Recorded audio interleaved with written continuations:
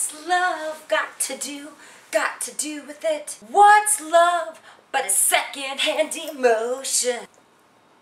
What's that about? Oh my gosh, she sounds exactly like Tina Turner. What does love got to do with it? It have to do with the YouTube fitness and wellness clip. I'll tell you what does your heart got to do with it? What's love but a second-hand emotion? That's like that sucks. I did not take singing lessons when I was young because I was too busy learning fitness and wellness. Anyway, we have something serious that we have to talk about. It's right here. It's not my breast. Get your eyes back up here. It's my heart.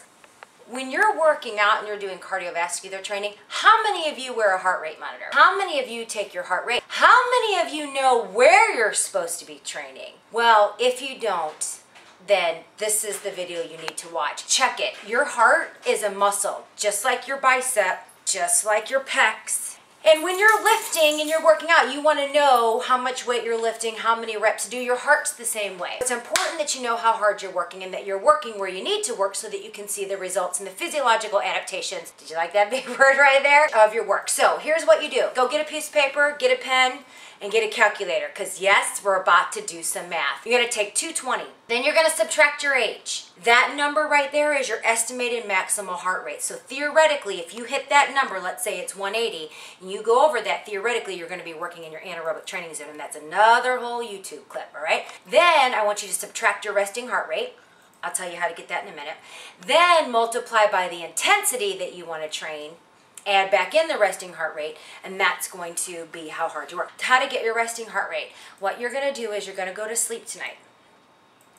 And then you're going to wake up the next morning. If you're in BCC, it's going to be like a 4 a.m. wake-up call. And then I want you to find your heart rate in your wrist, and I want you to count it for 1 minute. Here's the obstacle you're going to encounter. When you're laying awake at 4:15 a.m. and you're counting your heart rate, it puts you back to sleep like that. Because one, you're tired, then your heart rate's got a kind of rhythm, and you're like 1, 2, 3, 4. Yeah. So what I did is I just wore my heart rate monitor to bed. When you wake up in the morning and write down that number, I want you to do that 3 mornings in a row, and then take the average of that, and that's your resting heart rate. And that's the number that we're going to plug back into this formula.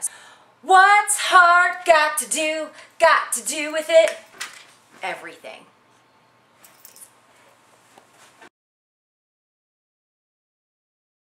If I'm training at about 160 beats, no,